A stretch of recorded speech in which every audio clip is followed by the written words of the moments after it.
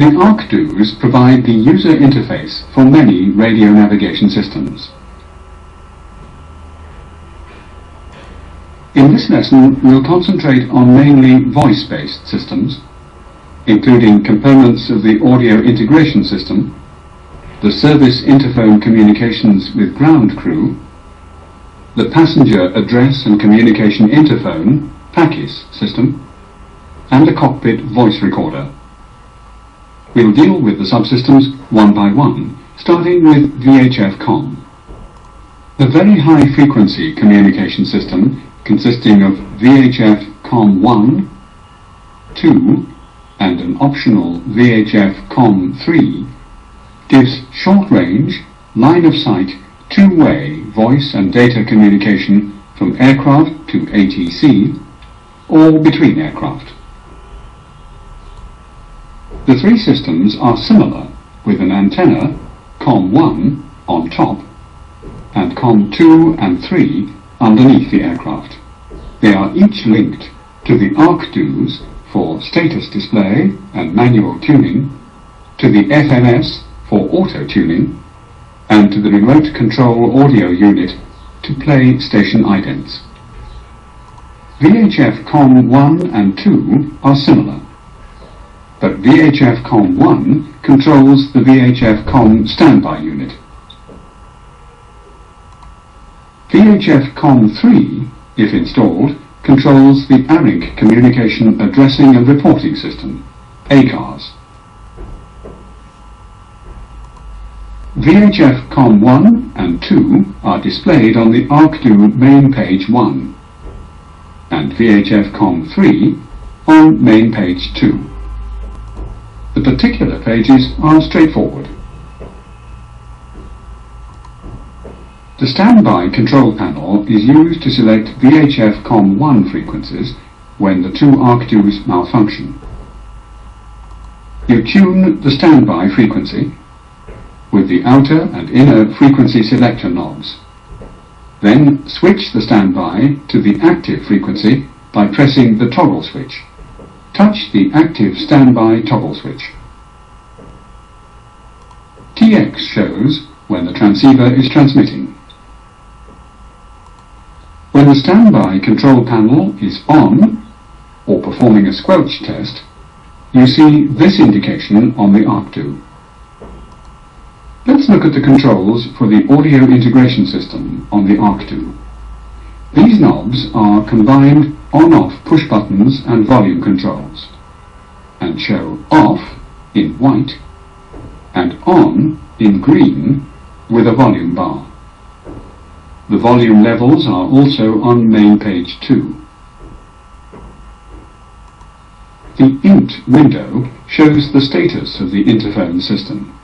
Here, VHF-1 is selected on the microphone interphone selector, and the flight deck speakers are on. HF, AUX1 and AUX2 are not used and are inoperative. Service interphone is for communication with ground crew. PA is for public address and for talking to the flight attendants. With the boom mask switch in boom, you speak on the headset boom microphone. In mask, you speak on the oxygen mask mic. When this switch is off, you must switch on the hand mic or press a PTT switch to talk on a channel. When in hot mic, the selected mic is on and voice activated for interphone operation only. You don't need to switch on or press PTT. In the usual norm position of this switch, the ARC2 controls the remote control audio unit, RCAU, to select frequency, on-off, and volume. But if there are problems with the ARC2 or RCAU, the emergency position can be selected. In emergency, the left pilot's mic, headphone, and speakers are automatically keyed directly into the VHF-1 transceiver, and the right pilot directly into VHF-2. The RCAU is bypassed, The audio is set to a predetermined level and cannot be controlled by the ARC2 switches. EM-ER shows in the INT window to remind you. The audio integration system uses the ARC2s and the observer's audio control panel on the bulkhead next to the flight deck door to control the RCAU interfaces with many voice, audio and data components. Among the components are the PTT interphone switch on both control wheels.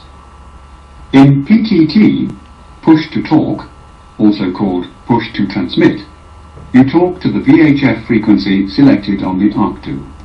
In the interphone position, you talk to the flight deck crew and ground crew on the open interphone line.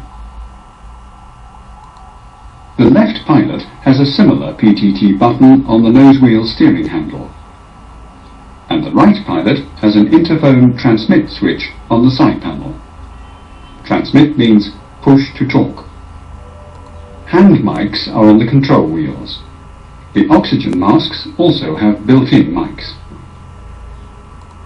There are 3 headsets and 2 flight deck speakers. Each pilot has a panel on the aft bulkhead for microphone and headphone jacks.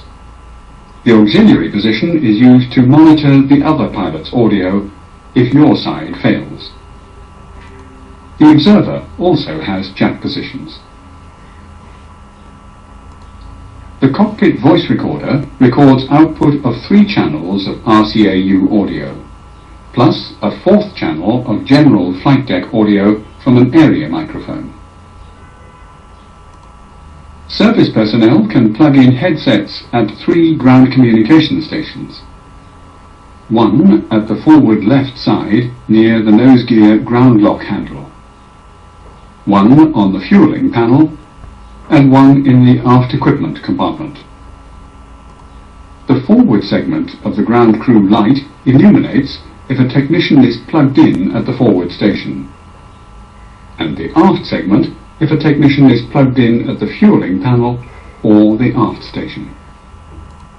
You can then talk by selecting the service interphone position of the rotary and pressing a PTT button, or using the hot mic position.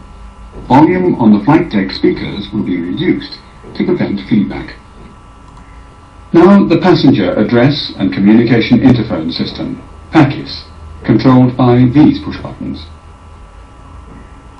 With the mic selector at PA, pressing the PA push button illuminates lights in the cabin and lets you make PA announcements via the boom mic, oxygen mask mic, or handheld mic by pressing a PTT button.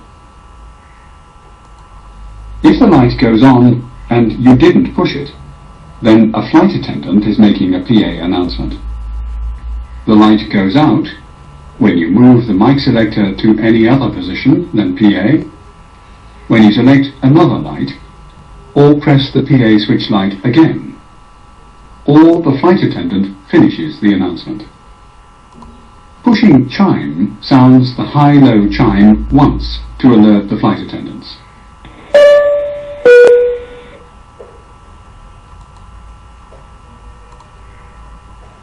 To use the cabin interphone, you push the call light. This sounds the chime and also illuminates lights in the cabin to alert the flight attendants. When a flight attendant lifts the handset, the communication line is open.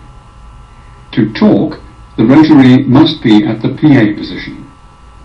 Like the PA light, it comes on if a flight attendant initiated the call.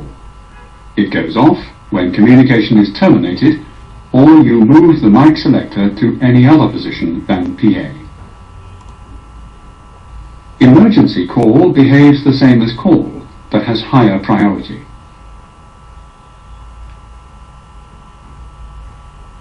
The light flashes when pressed or when initiated by the flight attendants and overrides all other modes. In the cabin, the flight attendants have a forward and aft control unit with equivalent call, PA and emergency push buttons and lights, an attendant switch light for calling each other, and a push-to-talk button. There are also two colour-coded advisory panels on the ceiling and aural high-low chimes. The passenger entertainment system, with a control panel opposite the wardrobe in the forward cabin, is also part of Packis.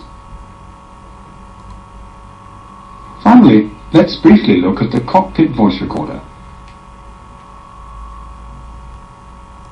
It records the last 2 hours of flight deck audio from the RCAU and clock data from the glare shield clock on 4 channels: the left pilot, the right pilot, the observer and PA, and general flight deck audio from the area microphone.